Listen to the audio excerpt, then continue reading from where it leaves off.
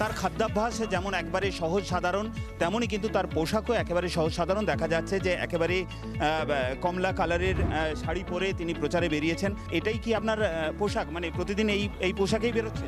কালারটা আমার খুব প্রিয়। আপনারা জানেন যে বিজেপির মানে গেরুয়া খুব পছন্দ, আমার খুব পছন্দ গেরুয়া। তাই গেরুয়া ছাড়া অন্য কোনো শাড়ি? গেরুয়া এবং সাদা হলুদ এইগুলোই বেশি পরি আমি। বাড়িতেও কি এই পোশাক?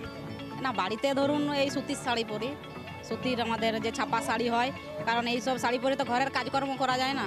তাই সুতির শাড়ি যেগুলো আমাদের আট পরে করে পরতে হয়, সেই আট পরে পরেই আমাদের কাজ বাজ সারতে হয়। এবারে কপাল অবধি সিঁদুর দেখছি, এটাই কি আপনার স্টাইল?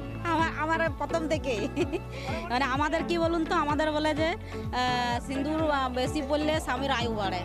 তাই আমাদের সবাই প্রত্যেকটা মহিলাদেরকে দেখবেন স্মৃতি ভর্তি সিঁদুর পরে প্রত্যেকেই।